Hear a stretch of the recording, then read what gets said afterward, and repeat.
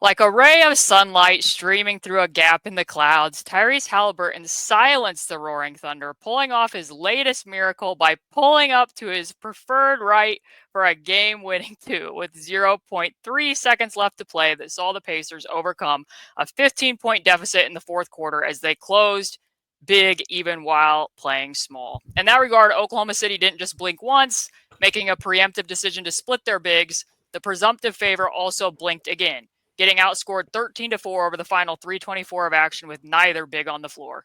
As such, even in the absence of ball security, the Pacers still managed to secure lightning in a bottle, washing away the turnovers with a downpour of late-game shot making.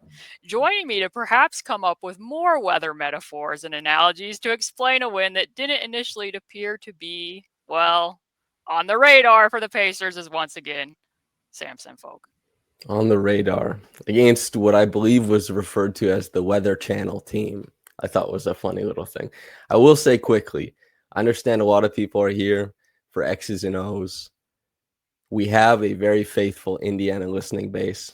I got to give them something.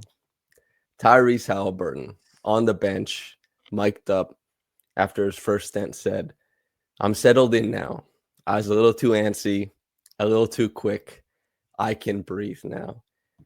Breathe life into your team, Tyrese. Breathe life into the series. Scared money does not make money. They came to rob the bank. They don't leave the bank with nothing. They're leaving with something. My God, Caitlin.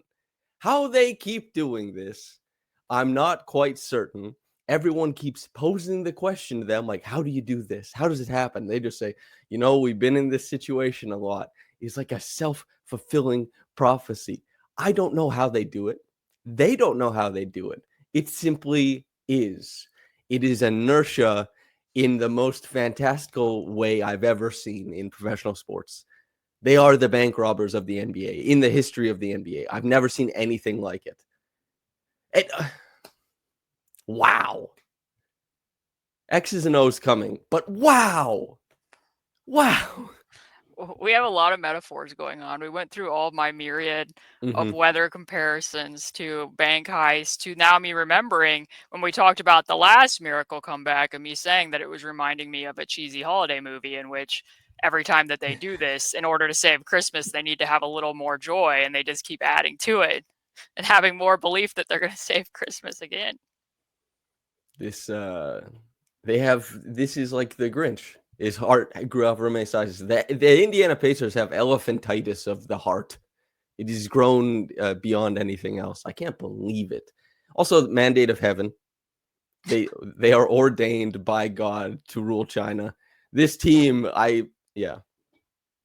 Well, on a reverse course from what we have normally done with these types of games that keep recurring and throughout this playoff run, I've normally held the big highlight to the end while we've kind of gone through the course of the game. But today I felt like it was more pertinent to start with what was a big stop as well as a big shot, because just to put it out there, almost all of these big shots from Tyrese have all been accompanied by stops from Andrew Nembhard at the other end of the floor.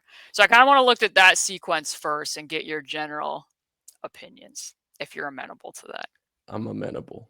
I'll sit and watch Andrew Nembhard on defensive highlights all the live long day. I wrote once that he saved this team or fixed this team. Sorry. I've written about his defense once or twice, I think. Yeah, something. Do you think the Thunder are happy with that shot? I know Shai said that he felt like he got a good look, but I don't think they are. And this goes back to what I think was generally, we talked about on the last episode about how you and I kind of bandied around the idea of overloading versus kind of asking Shai to cook 18 first half, field goal attempts. I think he had 12 or 11 in the first quarter. They clearly started out that way. They really started mixing in like the overload versus the flatten out stuff towards the end. And it did vex the Thunder. No doubt about it. The Thunder, clearly there was an avenue for Shai to be a passer there. But you understand the possessions that preceded that, why he wanted to take things into his own hands. And most of the scoring that the Thunder managed down the stretch was when he did so. But ultimately, I think that it was just the Pacers keeping everything in the balance, playing it perfectly, and having one of the best on-ball defenders, especially at that size in the NBA, Nembhard, to sick after him, to absorb bumps, to be predictive, to not foul. I mean, unbelievable defense to stick with him, to hang with him. And the help, I thought, was like exactly where it needed to be, man. As we transition to the other end of the floor, very quietly, though I'm not going to have like rebounding clips, Aaron Nesmith and Tyrese Haliburton combined for what, 22 defensive rebounds in this game? Seems good. Aaron coming in and getting some contested ones when the Thunder ended up going small, which is something that we'll talk about in a little bit. But right from the get-go, I found it curious that Lou Dort, who had been guarding Tyrese for the majority of the game, didn't match up with Tyrese in this sequence. Yeah. Clearly, he could bump over to the ball here, and he doesn't. Then as Tyrese is getting the ball up the floor, were you at all surprised that they didn't try to jump his right hand? A little bit, but also I think that there was enough shot making going on from the rest of the Pacers throughout that run. And they probably, like, they're only up by one. They were probably scared of a slip. That's why Caruso, who so rarely stunted versus going all the way in this game, stunted on Tyrese because of Siakam's cut on that baseline there. And this was the Thunder. They held back on some of their more aggressive principles on the ultimate possession of the game. And I thought that was extremely interesting, is that they decided to go conservative, and the Pacers punched them in the mouth when they did so. I thought this was a really interesting possession. And of course, Tyrese rejected the screen as well, as he is wont to do. Hit an incredible shot. I mean, what do you think? Run me through it from Caitlin's perspective. I mean, I think the Pacers did a tremendous job of self-organizing themselves, given that they didn't call a timeout and that they went with flow, which I think is the less predictable thing to do, especially since this is probably what you're going to want to get to ultimately anyways. And then you're going to have to do it against a set OKC defense rather than just running at them. But like even long before the pick comes, I don't really know why they weren't on his right hip, trying to force him to dribble the ball up the left side of the floor, especially towards Obi Toppin, rather than basically escorting him to the right side, which, yeah, he does reject the pick, but there's very little elements of Tyrese's game. Like we've pointed it out throughout this run, there's things that he's done. He's become more persistent going to his left, but he does almost everything more efficiently going to his right. He's more comfortable in almost every element of his game going to his right, including that I spent quite a bit of time last night looking up and cataloging by hand how many of his pull-up twos he's made going to his right versus going to his left. And here is the data to share with people. So this is only including pull-up jumpers, straight pull-up jumpers, no step backs, no runners, no spin shots that he likes to take as well. Going to his left, he has attempted 7 pull-up twos and made 5 all season, including the playoffs. 5 of 7 going to his left on pull-up twos. Going to his right on pull-up twos, jump shots, 22 of 44. So he's shooting 50% when he can get to this shot, which there's a little bit of a hop there when normally I think he would go like with the normal left-right step foot pattern. And it's somewhat atypical. Like I know you can probably speak to this as well because I know you've done some of this similar data tracking with Emmanuel quickly, but Tyrese is a right-handed shooter. He prefers stepping back to his right. We've talked about that many times throughout this run and how that kind of adapted after his hamstring injury. And he also prefers pulling up to his right, which makes it a little bit harder to contest when the defender has to reach across his body. But also, like, it's atypical because he's not aligning his body directly to the rim. But some people asked me when I shared this number this morning, they're like, well, does he prefer going to his right or are people sending him to his right? I can definitively tell everyone on the internet, defenses do not intentionally they don't strong Tyrese Haliburton. Yeah. When exaggerated coverages are against Tyrese, it is to send him to his left hand. So I guess if anything, I'm a little bit surprised that wasn't, foremost at their mind, that as soon as Tyrese got the ball, especially with how much they were face guarding him and picking him up early, that Lou Dort wasn't the person that picked him up and that they weren't immediately going into barnacle mode and getting on that right hip as soon as they could. Like that's what took me back a little bit. Yeah, it's that the Pacers have been in this situation, not the exact situation, but an amalgam of this type of situation a gazillion times and they've had it break correctly for them, 11 times in this season, regular season and playoffs included. They, no matter how this shakes out, they're going to feel so awesome about their process because they're like, we've been here. We know what it looks like. We've succeeded here so many times. And the Thunder haven't. The Thunder, I mean, they're the net rating gods. They comfortably beat teams constantly. They overwhelm and demoralize teams. And then somehow the Pacers, they don't die. They hang around and they storm back. And I guess the Thunder just like, this was a little bit of a new experience for them. It's also the finals for the first time. Breakdowns happen, man. It's just, that's what it is. And the Pacers took advantage of it. And there's a few different things here, but yeah, credit to the Pacers. The Thunder, I mean, they got so much went their way defensively in this game, especially at the start. And then for it to be, a breakdown and one based out of being a little bit too conservative is truly quite shocking if you look at, the front half of this game where they were like a tidal wave of turnover creation. And to your point, very smart cut by Pascal Siakam. Immediately cut the stunt when you see that going to remove it, make it too hard for Caruso to fully commit and get the ball out of Tyrese's hands. So there we go. Ray of sunlight streaming through a gap in the clouds, silencing the Thunder. A quick thing too is that speaks to Tyrese's adaptability. I think that play runs and like knowing the time, knowing what you want is that play runs in the first 43 minutes of game time. Tyrese is making that check down to Pascal 98% of the time. Like that, like he's going up and the ball is going in. He's testing that. In this case, he's like, I understand the moment. I've had the moment in my hands quite a few times this playoff run. I'm going to let it fly. And he hit again. Just as he Did you have any doubt that he was going to make that shot when he let it go? No. It was, of course it was going in. How could you doubt it? How could you doubt it, Caitlin? He is in, with no exaggeration, an unprecedented and the greatest clutch shooting run in the history of the league. That's not hyperbole. Nobody has ever done it. I remember the DeMar DeRozan when he was with the Bulls during the regular season where it seemed like it was every other day. And it was like four or six over the course of like a full season. And Tyrese, in a matter of like a month and a half, just tallied someone's career highlights. It's a better career highlight package of clutch shot making than most players will ever have, most all-time greats will ever have, and he just collected it in no time.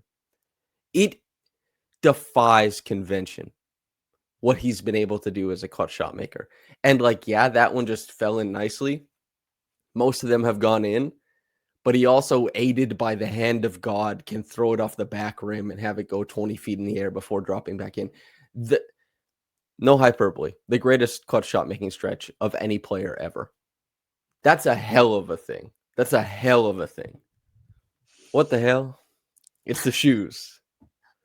His first game in his shoes, he hits a game winner in the finals. And the thing is, too, most of these shots, they're down. They're down. Except for the one that bounced clear to the sky in New York. That one wasn't exactly down. Or no, I mean like they're down in the game. Oh, like yeah. They're You mean he's not a front runner? He's a back runner. He's almost by definition, he's a trailer. I don't know. Anyway, I've gone long on this. A chaser, sure. The other person that stood out to me quite heavily in this game, which I can't say I was necessarily expecting, Obi Toppin, who is disrespected on both ends of the floor quite heavily by the Oklahoma City Thunder.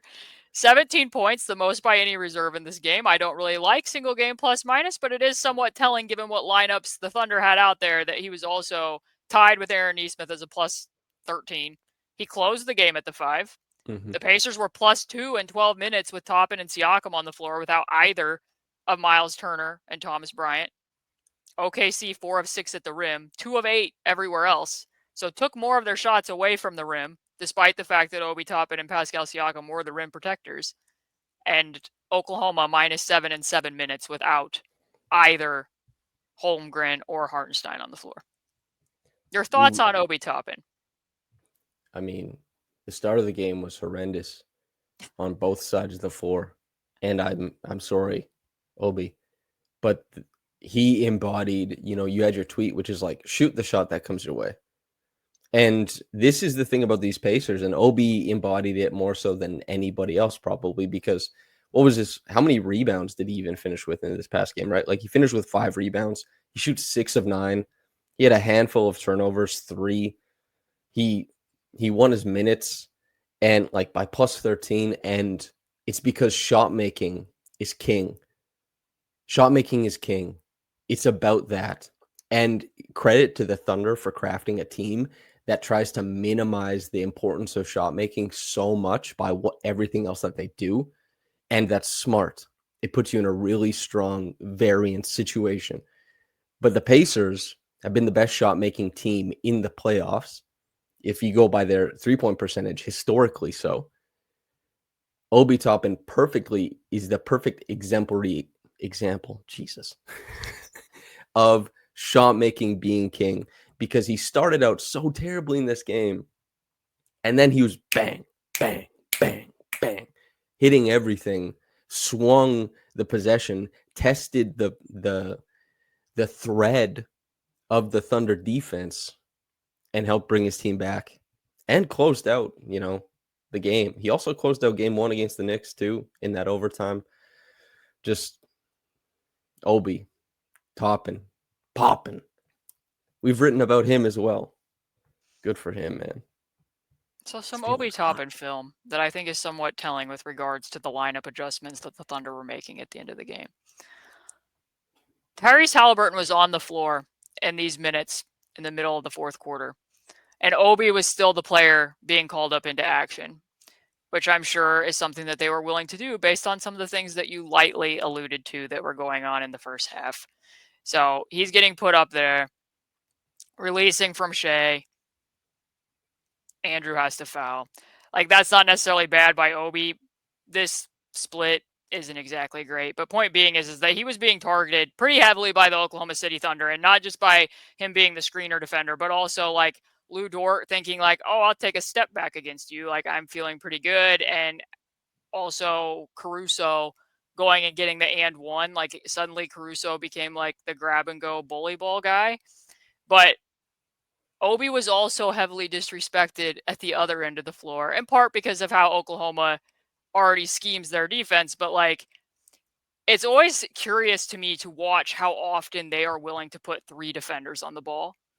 So like, when Andrew starts to clear Caruso's hips here, Hartenstein, knowing that they help from the corners as much as they do and as heavy-handed as they do, could have stayed with Obi Toppin on the pop, but he continues to pursue the ball, as does the corner defender. So that's leaving one person to guard Tyrese Haliburton, Aaron Nesmith, who's been leading the league in effective field goal percentage on threes, against the team that's been the top 3-point corner shooting team in the NBA throughout the playoffs, as well as Obi Toppin at the wing. And credit to Andrew Nembhard, because he maintains his feet here and does, the Rondo reverse pivot so that he can find Obi Toppin there rather than trying to pass through the, rotating fan arms of their defense, as the Pacers were occasionally doing in the first half when they were racking up turnovers left and right. But like, that's a wide open shot from Obi Toppin. That's not a lot of respect for somebody who shot 42% on unguarded threes this year. Similarly, like, a lot of times when they were going into their, crackback rotations, and Caruso was oftentimes the secondary rim protector, and he's stepping up to stop Nembhard. Shai's going to Nesmith in the dunker, which is the way defenses would normally progress there. But Obi knows he's open. He lifts into the eye line, and it's not Shai who on the pass gets back out to Obi. It takes Caruso coming off of Andrew all the way to Obi, and then Obi tossing this grenade for an incredibly tough shot from Nesmith, which was huge that he knocked down. And then this one too, like, Obi, I think there was some inclination when he got traded from the Knicks that in combination with Tyrese Haliburton, because Obi has the vertical pop that he does, that he would be like an elite role man when he came to the Pacers. He doesn't actually do that much on the roll for the Pacers. His role pacing isn't exactly what you would want it to be all the time in terms of like creating a pocket. And they're pretty disrespectful to him again, because they'd switched the screen and roll between Tyrese and Obi, but they didn't get under Obi as the screener. So as soon as Hartenstein takes even one step, as the Thunder defenses want to do, Tyrese is like, oh, I'm firing it to Miles. Miles makes the three, and that was the last possession that Hartenstein was on the floor. So, like, in part, what allowed the Pacers to be more effective against the small ball by far than what they were in the regular season, because just to share the numbers, the Thunder were plus 27.5 per 100 in 47 minutes against Indiana in 2 regular season games with no bigs on the floor. That was heavily effective for them, which is why I told you, like, I'm almost more worried about the small ball than either form of the tall ball. And the Pacers won the game with the Thunder sitting both bigs, in part because they didn't care about Obi Toppin. He had to be the danger to represent, or like, because Tyrese, I think, did a great job of taking more than he usually does in the middle of the floor. The last couple games for him, the floater has been extremely active, and it's a really great counter for his type of creation. But that ping to Miles in the corner, because Obi has a little bit of gravity cutting into the center of the defense. That's how the Pacers opened up both halves. Is like, we have to ping it, and we have to change this defense by entering the ball. And obviously, it was extremely. They were in extreme disarray when they entered the ball at the start of the game, but as they kind of got a little bit adjusted to the waving fan arms, I believe you called them, of the Thunder defense, those oscillating fan arms, as they kind of got adjusted to that, then they started looking for the shots that they knew would be there, and then kind of made that change of like, okay, we're going to take those shots that are available. Obi satisfies all these things in that he is a good shooter. He will take the shots that are available, and he still satisfies the ability to create a bit of a mismatch, to threaten to enter the ball and create that type of rotation from the Thunder defense. And they didn't get killed on the other side of the floor. That is all really meaningful. That was the first domino that fell in terms of one of the bigs not staying on the floor, was Miles making that corner three when he took a step off to protect against Obi on the roll there. Pretty soon, Chet Holmgren was taken off the floor as well. So as I mentioned in the monologue, the Thunder didn't just blink first in terms of not starting the same lineup that they had been starting and going with Holmgren as solo big. They also kind of did at the end of the game too in terms of pulling those guys off the floor, which the Pacers clearly did as well, because Miles wasn't playing and Thomas Bryant wasn't playing. What was your general impression? Like, obviously hindsight's 2020, but like, do you think they should have left Holmgren out there at the very least? Do you think that you understand the process of why they went as small as they did? Like, in retrospect, would you have left Holmgren out there? I think not in that game. I think Mark does a pretty good job of like reading his hot hands and otherwise. And despite all of the advantages that Chet has, I think they saw and probably were fearful of too many possessions funneling to Chet on one end. And that's not the defensive end. And I think they wanted to guarantee space and opportunity for their star in Shai. And I think they thought Shai would be able to effectively close out the Pacers. None of that happened, but I understand why that decision was made. I probably would have gone with Hartenstein out there instead of Chet. And I would closing time. Yeah. Interesting. Why? I thought he was like dynamite as a screener. And I thought getting the ball to him for the connective passing for their offense actually helped them move through stuff pretty well, the Thunder. Now, but you wouldn't have been concerned about him guarding the Pacers 5-out lineup at the other end of the floor. Scared money. That's when they took him off. That's when they took him off. Yes, I understand, but they didn't score. The Pacers still scored, is kind of the thing, and the Thunder didn't. And if the Thunder had been able to like play, and again, it's all hindsight, but I think if they had been able to maintain their offense and like work through like screen and roll action with Hartenstein and be able to like get the ball to him to run handoffs, and I think they probably would have gotten better looks. And I think you probably would have stood a better chance of shedding Andrew Nembhard, who was unbelievable. But I mean, this is all like deeply hypothetical anyway. Based on the process, I'm not sure if they would have used him as the screener. Yeah. And that is why we will look at the clips. Also, can I say quickly, unless you'll let me know right now, do you have Pascal's block? Yes, I do. because I Okay. think it's an important Okay. Yes, it building is. block in this journey. So a few things about why I think they might have been questioning whether they should leave Holmgren on the court. Watch Jenny Busick on the sidelines on this possession when the Pacers have everybody up pressuring. She's going wild, telling even Miles Turner that when Chet gets that inbound pass because everyone else is pressuring, that she wants him up full court pressuring Chet, similar to what the Pacers did. I reference these games a lot, but Mhm. similar to what they did in Paris when he was picking up Wemby full court as the ball handler. So my guess is Mark probably witnessed that and was like, well, if they're going to be applying this much pressure and it's this hard to get the ball in bounds, do I want the ball going to my big, especially if they're going to be up picking him up at three-quarter court as well, which Miles took a little bit longer to get up there. But after the instruction was there, that's what it was going to be. And then he ended up missing that layup, which Pascal got. Likewise, Nemard got stuck there a little bit, but you'll notice a lot of times in these possessions in the fourth that they were spacing Miles Turner to the weak side slot, which is something you and I talked about earlier in the season after one of the games that we did, that this has kind of been a trend in the NBA. Mhm. Joe Mazzulla did this. Charles Lee, who was an assistant with Joe Mazzulla, obviously did this a lot in Charlotte, that it makes it a lot harder for the rim protector. That's a much longer rotation for Chet to be making to Tyrese to cut off this drive versus if Miles was stationed in the corner. It's much harder to 2-9 from that angle when you have to get back out of the paint. And while Miles did miss the shot to put them within one, that's another thing that you might have been witnessing. Then I thought was really interesting here too, because Chet literally motions at his teammate to go set the screen because he knows that Aaron Nesmith's going to pre-switch it because Miles is giving Nesmith that little bit of a shove. And it's like, okay, but like if Nesmith's going to go and pre-switch it and Chet goes and sets the screen, he would have a mismatch with tons of space to shoot over the top of Nesmith, and yet he motions for somebody else to go set the pick instead. Which, I mean, they get that layup from Shai, but still, like, that's a little curious for me. I don't think it's curious at all.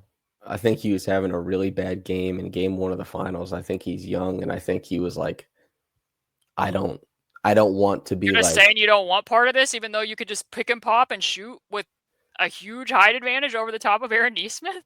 yes. That's Like wild to me. I if I'm guessing, yes. Players will say this stuff after the fact if things went well. I mean, Pascal had this great quote, right? When he was talking about Kawhi's shot, Pascal was like, I'm an option for the play, but he's like, I don't want the ball. Like, he's like, give the ball to Kawhi. And I know it's not the last second, it's 4 minutes left, but Chet was not having a good game at all. He clearly didn't feel like he had his touch. And you have Shai, who just split, like an incredible split, and then another split and finish. You might be like, let's try and facilitate something that doesn't funnel the ball to me, but keeps it with our best player. Like, I think that's and I believe that's in play. Now, of course, I don't know his mentality. I don't mean to speak for it, but if I'm putting myself in the shoes, I'm like, I could see that being the case. Then at the other end of the floor, the Pacers were screening Chet into the action with Miles Turner before Miles came off, and they were switching. And while Tyrese did not make this step back, it seemed like, okay, it's probably pretty likely that they're going to continue to test this. So my guess is the combination of all those things, the heightened ball pressure, the clearly not even wanting to be a screener on a possession, we're going to force you to defend in space out on an island, or at least we're going to remove you from the rim because you're going to be guarding Tyrese at that angle, was probably all a motivating factor. This ended up being the last possession that he was on the floor for, that foul from Tyrese. Before then, they went no big. And you saying that about Hartenstein potentially screening for Shai, like something that, like another thing that was curious to me about OKC's spacing late in this game is that they wanted to flatten everything out and be going to the guard screens, which they Mm-hmm. are the number one most prolific guard to guard screening team in the NBA. And I understand that, but they knew that Siakam was guarding Alex Caruso, and they kept putting Siakam directly in the dunker spot to be in position to protect the rim. Like they weren't cutting Siakam into the dunker spot. Like they weren't doing anything to try to get it so that he wouldn't be the player guarding there. Like they could have put him in the strong side corner, so at least it would have been a longer rotation. Like make Obi do that. Try to put Aaron Nesmith there. Like they kept putting Caruso there. And then that was also like, did you notice Tyrese's technique there on that approach? like we'll get into this a little bit because I wanted to look at some of the defensive tweaks, but he actually jumps that screen so that they can't go set it. And now he's in drop on the rescreen or the actual screen contact. And then, like I said, Caruso tries to mirror the ball and relocate to the other side, and Pascal's in position to block. But you wanted to see that clip, so clearly you had something that you wanted to point out about it. Tony Caruso. That was what I was. Tony Caruso, Alex Bradley, the dunker spot loomed large once again. That was just what I wanted to point out. Was like, yes, oh yes, yeah, because ever since working with you, I've had a much keener eye for who is placed in the dunker spot, since it is, defined so much of what these Pacers do on one side and the other. But yeah, I wanted to talk about that. But yeah, you addressed it. So then it makes me wonder, like, would they have just kept going with the guard screens, and then it would have just been Hartenstein allowing Siakam, if Siakam was guarding him, to still be right at the rim? I don't know, but like, I would have probably tried to reposition Siakam to the opposite corner and forced Obi or Aaron to defend there. But the last one that I wanted to show from this is, in this case, on the guard to guard, if I can roll it back. They get that release valve. Caruso's in the dunker again. So Siakam steps up, and he probably steps up there a little bit too much to open up that potential passing window.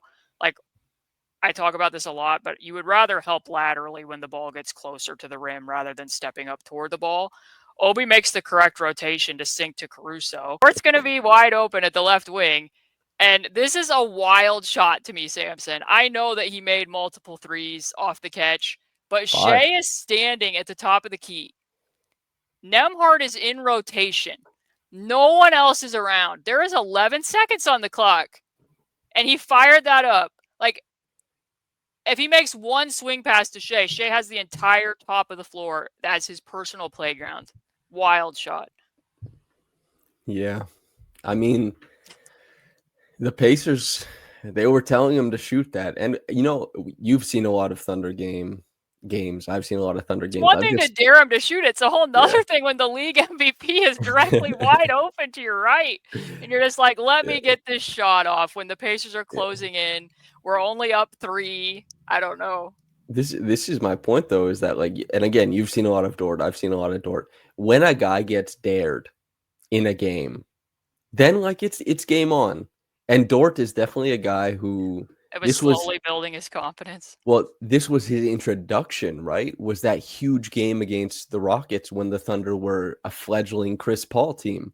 Was Dort going nuts from downtown because they were like, listen, man, we're helping off of you. And he was like, okay, bet. I'm not scared of the moment. I could go 0 for 7. I could go 5 for 7. I don't care. And he saw that shot and he took it. Now, me personally, I'm probably trying to make the read to Shai, personally. But Dort hit 5 of them, and he wanted 6. Yeah, I mean, during that stretch, once the 2 bigs came off, like I said, the Thunder ended up going 1 of 6, 1 of 2 at the rim. They got outscored 13-4 over the last several minutes. The piece I was writing was kind of like, is Jekyll and Hyde, because I was saying at the start of the game, I was like, Siakam helping off of Dort is really helping them facilitate some stuff defensively. And then through the middle of the game, I was like, damn, Dort is hitting, and this is tough. It's creating some bend and break aspect here. And then it swung all the way back around again to, oh, he's missing. We're climbing back into it. This is great. That'll be a thing the whole series, is how much he takes, how much he wants, and how much he hits. Would you like to talk about the defense some? I noticed a handful of defensive tweaks that were different from things that were there in the regular season. I'd love to talk about the defense some. We're a bit predictive with what coverages we might see. We were. We tried. I felt that we tried to say. I thought we were just having like an open dialogue about what the possibilities were personally, but well, that's I'll say we didn't do a prediction, and I won't make you do a prediction, but when I did the podcast with Andrew, I said I was like Thunder in 6 or the Pacers in 7. I was like, that's where I'm at. But that doesn't, our job is not to be, I know everyone wants sports reporters to be more predictive now, because It's like that's what makes your analysis valid. Or the subtext of all of this is that like betting markets are something that exists. So being predictive is actually like a really important and good, and people want to bet your opinions. We're going through game tape after the game happened. I think people learn about the game and appreciate the game more in a non-monetary sense when we talk about it. That's our goal, is to communicate this stuff. So we communicated things we thought the Pacers could do. They've been doing some of them. And there's always a golden path. And they took one step on it so far. Follow the yellow brick road, you might say. No, golden path. We're doing Dune. We're not getting to the... Sorry, go ahead.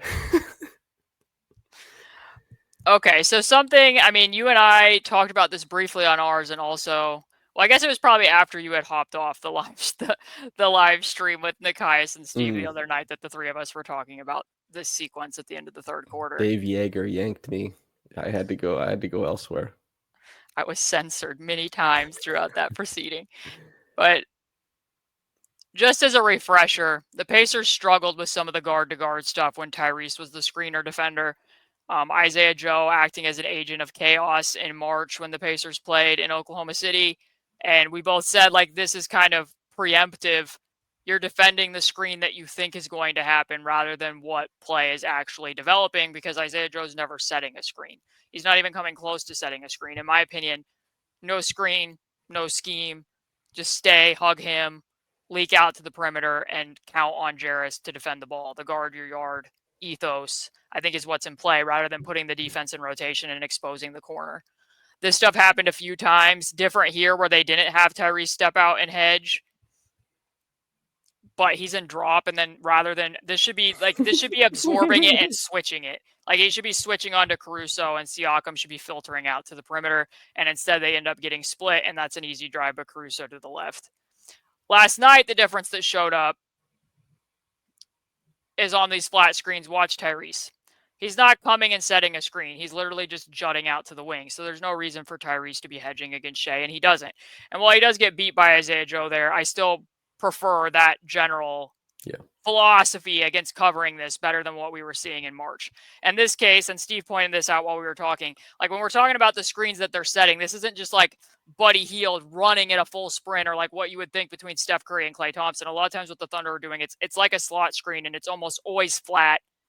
And they almost always put Chet in the strong side corner so that Miles can't help off as much. And then they give Shai a lot of leeway to be picking which side he's going to go off of. So in this case, you're going to see that Tyrese actually guesses wrong on which way Shai is going to go. So that's kind of exposed for Andrew. And he does get to his step back. But again, he's staying with the screener rather than stepping up and exposing and putting the defense into rotation. This one, you can see that Nesmith also likewise stays with the screener, and Tyrese actually, holds his head above water pretty well here, even after Miles then deflects that from Chet, and then he gets in and gets the ball. The other biggest change, though, besides just the guard-to-guard screening actions, because I really did think that the process was better on most of those, 100%. Is that when there was a pick on the right side of the floor for Shai, and Shai was getting middle penetration, the Pacers were pretty much always in a passive next at the nail automatically, and then they were making the read on whether the pursuing defender was actually going to filter out to the player at the weak side wing or continue to pursue. But this was way more next coverage than what they showed when we were looking at the film against Shai's drives. So this was one of the first things I wrote about in my piece last night. I loved this rotation. And Nesmith, there were the three most impressive blocks of the night. Number one has to be Dort's on Nesmith when Dort went vertical, absorbed, and then he stayed vertical, but then he swatted it. Pascal's on Shai's because it's, Shai does get blocked a decent amount of time because of how often he drives, how often he tries things, but that was impressive. But this Nesmith block on Shai, after like what I thought was a really fantastic next rotation, just that's good defense, man.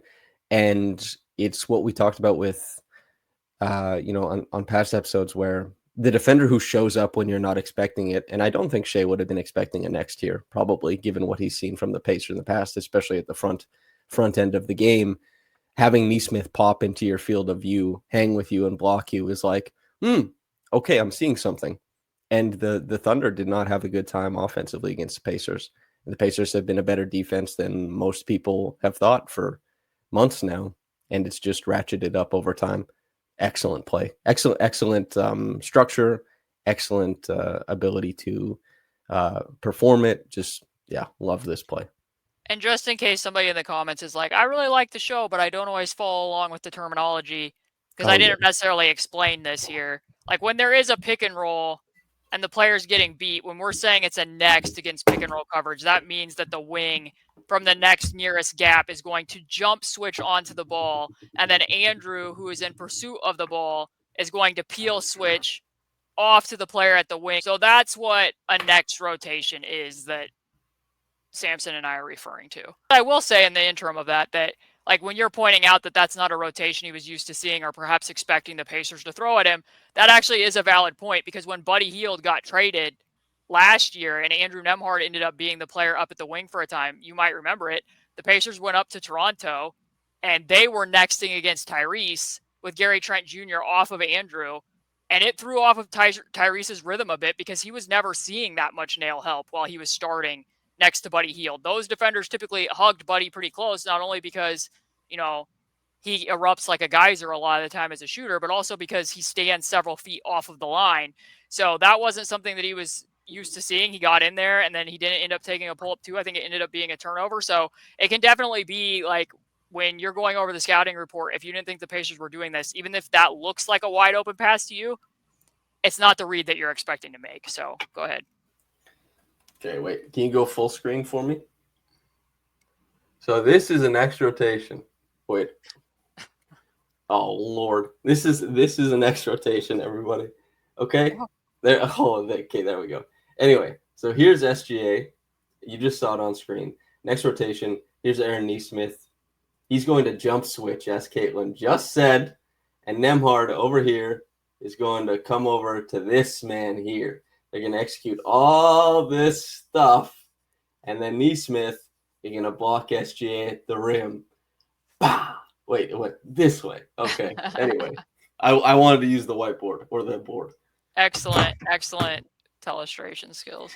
So that, again, anytime the pick was on the right and he was headed downhill to his left, you could see that defender inching over. They didn't always fully filter out. Sometimes the defender would still stay in pursuit of Shai, so they did leave the left wing open there, and that ends up being a contest. And like Shai's awesome, so he still even scored there, despite the fact that the passive next was taking up residence at the nail.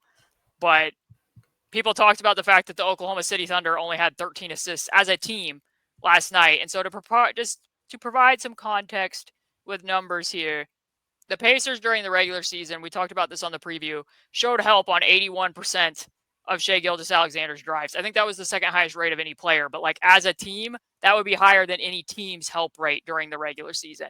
That dropped off a bit to 77% in this game, but Shai's actual passing, when we're talking about that not necessarily being a read that he would have seen, because there he scored, but Jalen Williams was wide open at that wing the entire drive to the basket with Tyrese being the next defender. So I looked it up. His passes per 100 in the regular season, 56.5. Last night against the Indiana Pacers, 45.2. So a fairly significant drop-off just in the amount of volume of passes he was making. And then his potential assists per 100, 17.2 during the regular season, 13.1 against the Pacers in game one. And his usage rate was 37.1% when we were talking about like that is similar to what the Pacers did against Donovan Mitchell and Jalen Brunson, although they weren't showing these types of next rotations heavily. But that was Shai's third highest usage rate in any playoff game to this point in time. When we were on with Nikias and Steve as well, and Steve had asked me a question about SGA's usage and J-Dub's usage as well, and I said, it's the optimistic look, but if the Pacers can allow SGA to score like 38, 7 or 8 more points than you expect to get from him usually, and they get to, negate 16 more from the team outside of him, that's optimistic, but that's a decent calculus for trying to stop this Thunder team. I think that's almost exactly what happened in game one. Here you can see the same next again, Obi Toppin coming off of Lou Dort. they are not successful in actually jump switching and stopping the ball in this particular scenario, you're still going to see Shai slipping to the rim in a lot of these cases. I think that the next could actually be executed a bit better for the Pacers in game 2 than what we saw here. It's what you wanted on the one with Aaron Nesmith very early in the first quarter. It wasn't necessarily as much of a deterrent or a barrier as you might have liked when Tyrese and Obi were the two players involved. And that might be something that the Thunder toy with. They might be like, oh, you're going to be nexting. We're going to put the weaker, we're going to try to position your weaker defenders one pass away so that they're the player having, to play barrier or guardrail. So we'll see how the back and forth goes with that. This one was actually a hedge from Tyrese, which was a little bit of a departure just to show that they were doing a lot of mixed coverages throughout this game. And doing some problem solving in the moment, because sometimes it might not even always be like, this is what coverage we're going to do. Sometimes players have to execute different things on the fly. Tyrese gets his hand on the deflection and then does pretty good to square up and contest on that shot while getting a piece of it as well. I thought he had a pretty, relative to Tyrese, I thought he was like excellent defensively. Like he hung in on a lot of stuff. Yeah, because he defended 16 picks as a screener defender. And this was one thing that, like, harkening back to the Giannis, AJ Green stuff and what we saw there at the beginning with Isaiah Joe was like what tweaks would they make? So 16 picks as a screener defender. The Pacers only gave up 0.875 points per chance. He switched on 18.7% of those, only showed on 5 of them. They mixed and matched different looks, but I thought he hung in pretty well relative to what we thought might occur based on the preview. Yep. So the last thing, I did this podcast in reverse order than what we have done with some of the others where they've mounted these furious comebacks. This team won an NBA Finals game on the road while committing 25 turnovers. The Oklahoma City Thunder had 6 turnovers. Like, if I had just told you that alone and you knew nothing else about this game, and I told you the Indiana Pacers had 25 turnovers, what would you assume the score of this game would have been? I would assume they got shellacked by 15, 25 points. As a quick note, too, this is the first NBA Finals lead the Pacers have ever held. Up game 1, that was not the case against the Lakers. This is, I know there's ABA stuff, but like NBA franchise, this is, not only have they set records as like the ultimate comeback team, I know they've set like 1,800, a million of them, but they're up for the first time. Pretty cool. The thing about the turnovers is, despite having 25 of them, they only gave up 11 points off of 25 turnovers. 11 of them were dead ball turnovers, which made things a little bit more survivable. Still 14 live ball turnovers, 6 of which were bad passes. So broad strokes, how concerning were the turnovers to you? And do you expect that the Pacers are going to be able to limit those more, or are you just expecting that it's going to be an inflated total because of what Oklahoma City's defense is? Well, the funny thing, right, is or I guess also what changed that they were so much better at protecting the ball in the second half? Well, I think it was that largely that searching, that if you shoot it earlier, it risks less dribbles. It risks less, like, because that's kind of like, we're not going to talk about Pascal that much in this, podcast, despite him being the leading scorer. Pascal had a pretty poor shot making game. Like, it can go up a lot from where it was, but he had 1 turnover. Pascal had 1 turnover, and it was actually on an offensive foul that Dort, it was excellent craftsmanship. He just dove into him. But where you look at like shot attempts, Pascal was like, when the ball leaves my hands, it has a chance of going in. Yep. And that's the calculus. And, he was probably their number one advantage at the start of the game before they found other things. But part of it was like, they knew it would end up with a shot. And the rest of the team started to embody that as like, hey, we're the best shot making team in the league. Let's put it up there and let's see if it falls in, And obviously, Obi, it fell in repeatedly. Miles, it fell in to move Hartenstein off the floor, and then he banked in that other one. It was like, oh, we might be cooking with some gas. And then Nembhard, that was at the start, like the step back against, they just left it up to shot making, which is what they are meant to do against a team like the Thunder. The Thunder are supposed to kind of change their calculus, because as much as coming into this, people correctly were like, hey, the Pacers didn't turn the ball over against the Thunder and they still got beat pretty handily. I don't think they have a chance. And I understand why people said that. And then they set a record for turning the ball over in a half against them. And then they beat them. It's so against type. And, Rick was mic'd up and he was like, you can't dribble into crowds. Don't do it. He's like, you can't make those tight window reads. Don't do it. They left it up to shot making. And they hit shots. And they can perfect some stuff here. They can carve out larger windows for themselves to pass into. Tyrese will be trying to figure out how to do that, no doubt. But this Thunder team, they are that good. They are that good at generating this kind of stuff. They are that good. As soon as you turn around, that blind double or blind triple is coming. And they are so aggressive. They don't try and absorb your space. They don't try and meet you with two hands up. They attack the ball. Whether you get a foul, whether they get a steal, it's going to create an outcome of some sort. You're not going to be able to take it in stride. They have to shoot it. They have to make those decisions. Unless they're able to carve out different types of advantages from what we've seen, you got to shoot it. And if they don't shoot it, if they continue to try and probe constantly, they're going to turn the ball over. The Thunder are too good at this specific aspect of defense. Long answer, but that's, yeah. At halftime, I tweeted the following: quicker shots, the better. You're never more open than when you first catch the ball needs to be the mantra for this basketball team. First open look the Pacers get, they should take it. That's somewhat the antithesis of how they play in terms of volume passing, but there's going to be much less risk of turnovers. So in the first half, the Pacers averaged 366.7 passes per 100. That would be tops in the league by mountains for the amount of passes that you're making. Only 18.6% of those were leading to a shot. So for me, sometimes it was passing without necessarily a purpose. They still passed quite a bit in the second half, but 25.8% of those passes were leading to a shot. And like what you're talking about, let the ball fly. When when Miles banked in the three, great. When Andrew made one of the most audacious threes I've seen in a late game situation, tremendous. Because I think we even looked at a clip at that. I don't remember if it was you and I or when we were with Stephen Nikias, where Siakam had a seal on the one possession in March, and Andrew went ahead and shot it. It might have been after you hopped off, actually. And I was like, I wonder if the calculus for him right there is just, I have some space to shoot, and I'm not going to be as much risk of turning it over if I try to squeeze this pass in there.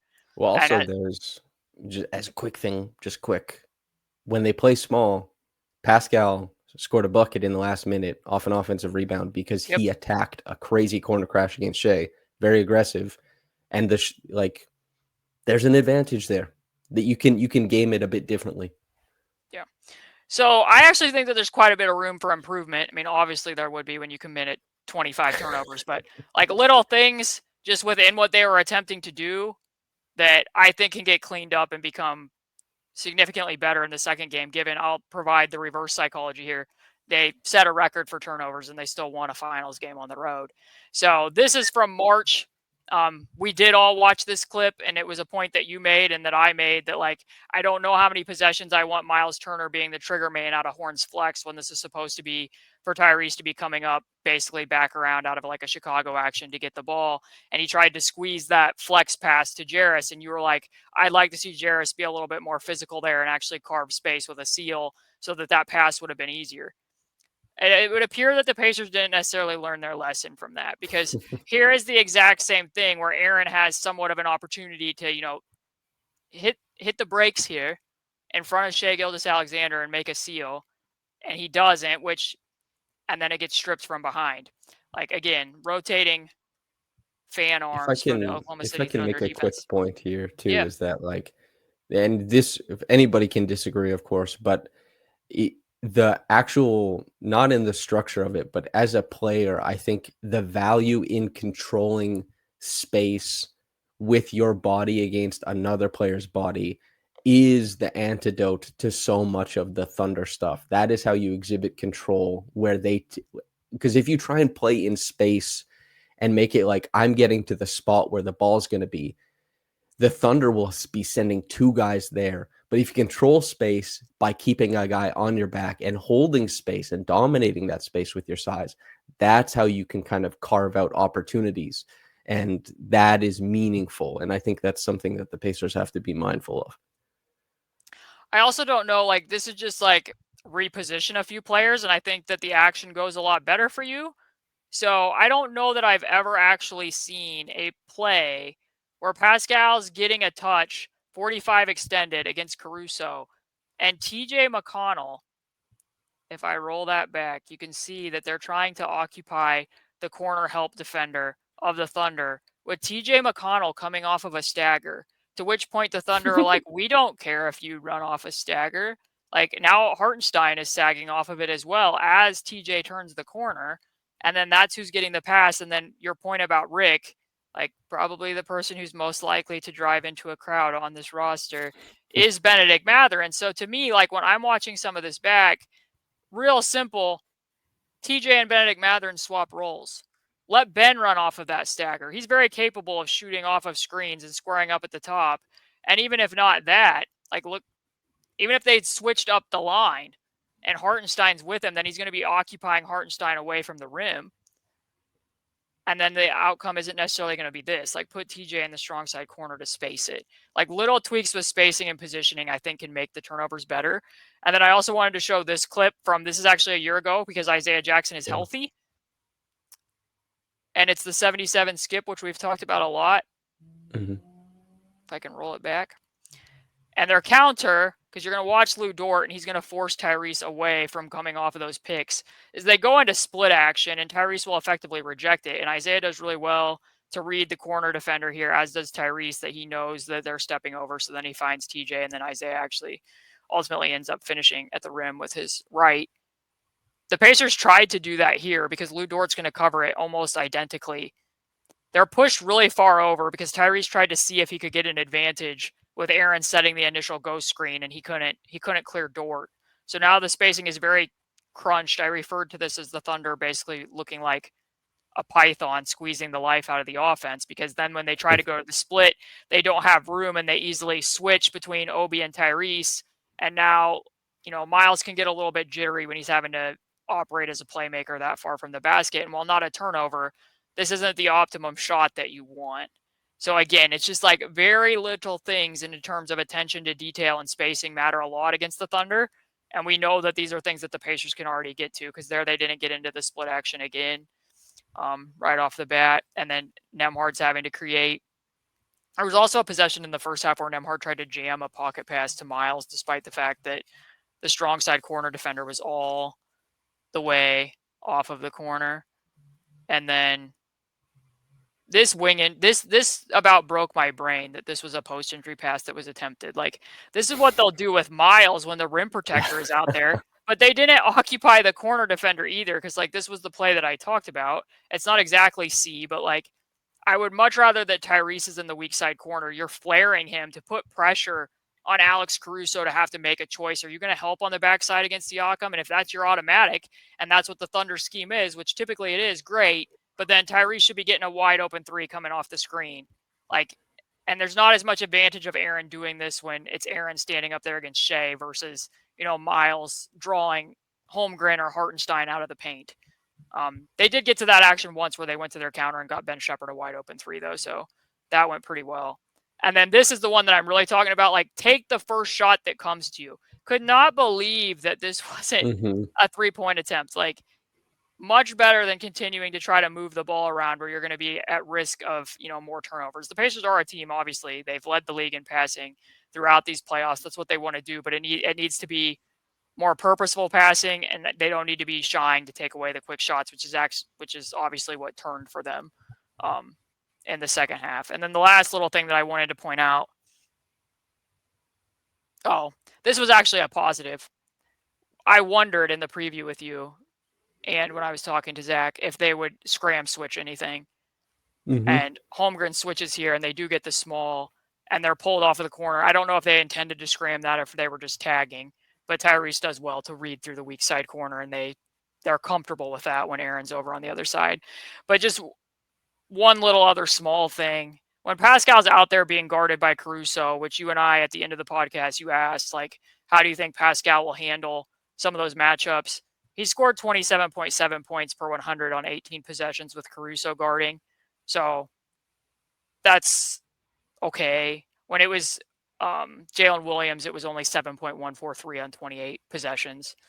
They did pretty well at finding mismatches for him in the first half, I felt, for the most Hmm. part. But like, this is one thing that's going to be tricky as the series progresses that I wanted to point out, because if Tyrese is being guarded by Dort and Siakam's being guarded by Caruso, there's not going to be very much advantage for those two to be screening for each other in ways that they might, especially in late game situations, to get Siakam elbow touches Yeah. against smaller defenders. And if they are going to do this and they want to draw Lou Dort in like a drive situation to collapse off of Tyrese, which there can be merits to, then you got to put TJ in the dunker and you got to put Ben in the corner so that Tyrese can spread further out and drag out that double from Siakam, because this isn't making it hard for Dort to guard both of them at the same time, and Yeah. then he's able to get back in that play.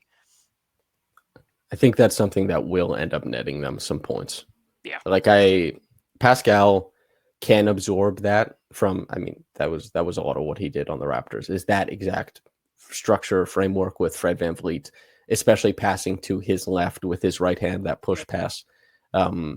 They'll probably get a few baskets off of that, but they do have to, you can't stack three guys on the wing. And yep, they almost always do it with one of the guards in the dunker, so TJ needed to cut down there. So hopefully what people take away from that is I'm actually fairly optimistic by a lot of that, because those are a lot of just some of their basic spacing principles that for whatever reason they just didn't get into at the times when they needed to, but they were better overall in the second half of it. So I don't think that they're going to commit 25 turnovers in game 2.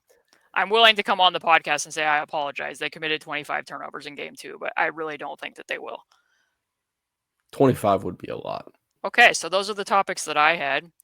I apologize if people wanted direct highlights of, Andrew Nembhard's late game shot, or we probably could have talked about the good things that Pascal did in the first half a little bit more, but I'm expecting that we'll have more of those things to flesh out as the series progressed. And I really wanted to look at the lineups for OKC, the fact that OKC really changed a little bit more than the Pacers did in this game, which I guess isn't completely atypical to how the Pacers have proceeded throughout these playoffs. They've kind of played the first game to script, although they did make defensive tweaks here.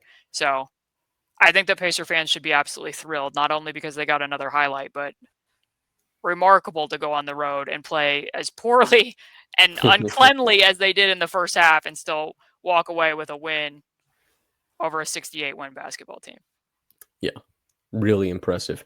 We can probably, like, you don't have clips for it, but I mean, Andrew, ball handling, late game, kind of just kick that around. That's, for new listeners, we've talked about this a lot in this postseason so far and how the Pacers allow for this kind of stuff. But your thoughts on Andrew having so much of the ball handling late and creating so much, and why the Pacers offense looks that way? Yeah, I mean, it was mainly because Lou Dort was face guarding to the degree that he was, and I thought that the Thunder would be able to replicate a lot of what we had seen at the end of the Knicks series, and Andrew handled it. Like, we're going to talk about Tyrese's shot, and rightfully so, but they don't get to the point of needing that shot if Andrew doesn't play the way that he did over roughly the last few minutes, in addition to Obi Toppin thankfully being completely ignored in ways that I don't know that he will completely be ignored again. Yeah. And the Siakam stuff I am hoping we'll have opportunities to kind of lay credit at his feet, because as I said, Pascal, he was so important quietly. Like, obviously Nembhard is the big stamp defensively. That Nesmith was actually really, I thought Miles was pretty great defensively too. Especially, like, he was really holding up the front court stuff, but Pascal helping off of being present in a bunch of places was really, really important in this past game. But offensively, like, I think shot making, this was a bottom third shot making game for Pascal Siakam. And we'll hopefully have an opportunity to kind of be like, wow, shot making the way that we were able to every second game in the Knicks series. Yeah, I mean, the defensive role was mainly, I think, what we projected, that he would be helping off of Lou Dort a lot. And they got more than they bargained for there, but I think that that's still going to be what the calculus is, regardless of how many of those shots go in, because it's going to be too valuable to have roadblocks within the area of the court to create a longer obstacle course at times for Shai at the top of the key. And then shout out again. Like I still don't think they should have put Alex Caruso in the dunker spot when Pascal was guarding him, but that was obviously a key moment as well when he got that block, along with some of the other things that he did on that end of the floor. So Credit to Miles, by the way. Just a quick thing, because I think he finished with 6 turnovers. it was I think, rough in the first half. and The I first think half there's was a little bit dicey, but and I think maybe even 3 or 4 more of the Pacers turnovers that aren't credited to him are very closely tied to hands and carving space and holding space against small play and all that kind of stuff. It was like, oh my God. And it turned around like pretty aggressively. He didn't close, but Miles was very important to helping them find their foothold and get their way back in the game. It was good stuff from Miles. and making big shots as well. And some of it, like I said, like when you can space him at the weak side slot and force longer rotations from Chet Holmgren, that was part of the calculus why Chet didn't continue playing. And him making the 3 when Hartenstein took a step off was pretty clearly the impetus for why he was pulled from the game as well. So altered what lineups were being played, even though Miles also obviously didn't end up finishing either, but played a role in whether the Thunder were going to play double big, single big, or no big. Yeah. Okay. Well, Podcast. that Yo, I forgot to tell you. Do you know what I ate yesterday? Oh, I actually have. This is not the end of the podcast because I have something else to show. Oh But yes. no, please reveal. Please reveal. I I'm ate guessing a creamsicle. a creamsicle. Every time that Tyrese hits a game winner, I just so happen to have eaten a creamsicle on the day. This is something I'm noticing. This is like, Lilo and Stitch. When Lilo is like, I feed Pudge the fish a sandwich, he controls the weather. And they're like, all right, that's how I feel about the creamsicle. I'm like a child who's like, the thing I do matters. And do you sense a void in your life when you don't have it? A creamsicle? Yeah, a little bit. Yeah. For new listeners to this, and for people who don't subscribe to the website, which you should, I hope that you do for this very reason alone. I have a very strong affinity for popsicles, and I've been sharing this for years now. So every month I do a patron only mailbag. This month, because the Pacers have been, well, last month technically for May, because the Pacers have been still involved in playing basketball in June now, we split up the mailbag with some questions at the end of the Knicks series and then also to preview the Thunder series. And I had a picture keyed up ready to show, and I forgot to show it because I always, as part of the mailbags, have a popsicle of the month to share. So this is the one that is the popsicle of the month. And once again, like, I can't say that this is ad placement. Like, I just happened to be wearing this tank top that day. This was not pre-planned, but it is the jump passes are good now tank top.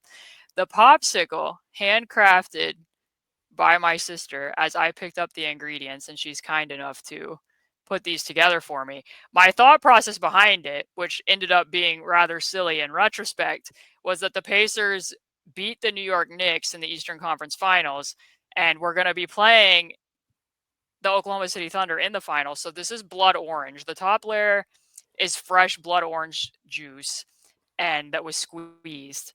And then the bottom layer is limeade. So it's blood orange limeade. It doesn't look all that orange once it was frozen, obviously, because it is blood orange. But I felt that flavor profile was something that I wanted to try because I've never done it before.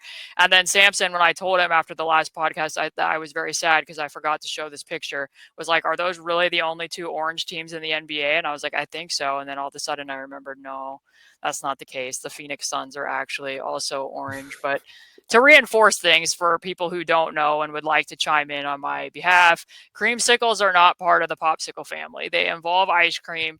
This is a real orange popsicle, and this is like an avant-garde popsicle, in my opinion. My sister has become quite talented at whipping these up for me when I need them. So blood orange limeade is the popsicle of the month. And can we say, because those have been in my freezer for a little bit now, can we say that didn't guarantee that the Pacers won Game 6 or guarantee that they won Game 1? I'm not sure that we can. I'm happy to allow for any possibility. 2 things can exist at once, or can be true at once. Also, find it a little concerning, this demand for purity you have in the popsicle family, whatever it is, that a creamsicle can't fit in. A Listen. fudgesicle isn't one either. That's a separate branch. So wait, let me get this straight. Is this the Pop family or is it the Sickle family? And in that case, is a creamsicle, a popsicle, a fudge sickle, sickle, Caitlin. I mean, technically, popsicle is a brand name. So I don't even technically think I should be calling it a popsicle. I should probably be calling it like a frozen treat on a stick, I guess. But I See, don't. That's an ice cream treat. That's not a popsicle. Like popsicles are thought of as being delicious frozen fruit that are one of my favorite inventions known to man, made by accident, happy accidents that I've come to enjoy. I do sense a void in my life when I don't have any type of popsicle in my freezer. I always have something. Outshine my go-to store-bought brand, the Hippo Gourmet in Florida, as my treat myself to a really nice popsicle out on the town brand, and then Nicey Treat as my favorite popsicle hang in Indy. Those are my top 3 recommendations. so it wouldn't surprise me if you've read Dostoevsky at all. And I'll tell you this much. You know that I have because we've talked about it. So, what I mean to say when I say this is the fact that you're running from the grind so bad to avoid that it is clearly the Sickle family. And you ran so far from this truth, smacking you in the face, that you called it a frozen treat. You've debased everything. Caitlin, quite frankly, your worst sin is that you have destroyed and betrayed yourself for nothing. It's very true. You know, one of the things that stands out the most about any Dostoevsky novel is how many names you have to remember, and how sometimes they refer to people by like that person's third name, and you're like, well, who was that character? And then I have to go back and reference it. But I like the Russian literature quite a bit, and you know this, so. Dostoevsky is kind of like, there's this meme that guys just kind of like sit around and like name players. You'll just be like, guys will be sitting around. I'll be like, it could be like BJ Ryan, a reliever. And I do this with my friends. I do this. It'll be like BJ Ryan. He was a reliever for the Blue Jays. Will be like BJ Ryan. Everyone will be like, oh, dude, yeah. You just like say a name, and it's like everyone's like, oh man, totally. You know what I mean? You'd be like Brad Miller. People are like, oh yeah, Brad Miller. You'd be like Hito Turkoglu. That's a Dostoevsky novel. It's just a guy naming names and be like, yeah, dude. Remember that guy? Oh. Dostoevsky showing the extremes that people are capable of versus Tolstoy showing what people are capable of when going through extremes. This is the literature lesson that we all needed today that I'm sure that people came to this NBA Finals podcast looking for. Yeah. Popsicles one of them and found Russian Frida. novels. One of them found Frida. One of them did not. Nice. Okay, well, I think that probably ends the podcast proceedings, so I'll let you close it out, or whatever else you want to say, perhaps, if you have some final concluding sentence. Just excited for game 2. Excited to see how the Pacers respond. Excited to see how the Thunder respond. They blinked. Do they revert back to something is a very interesting thing to me. Is like the Thunder, they abandoned the locker room politics. Hartenstein started every game. They immediately yanked him. Holmgren had the bad game. Hartenstein, like, how does he factor in? How does Holmgren factor in? Do they go ultra small net? Like, there's so much that hinges on this decision making at the feet of Mark. So excited for that. What I am most excited more than anything is for how many of the new listeners will subscribe over at Basketball She Wrote, the Patreon. This is the unique analysis the world over. Caitlin is the best basketball writer in the world. She's the best basketball analyst in the world. In my mind, you can support her and by proxy, myself at Basketball She Wrote, the Patreon. It is how we get to keep doing stuff like this, how we get to teach people about how things are achieved, how advantages are created through structure, through decision-making on a basketball court. It's completely unique. Thank you very much for tuning in. If you're not going to subscribe at the Patreon, feel free to do it on the YouTube channel. Like, comment, all that stuff. It helps spread us around, helps more people see it. We appreciate you very much. From myself and from Caitlin, whether you got into this in the morning or at night. Have a blessed day and goodbye.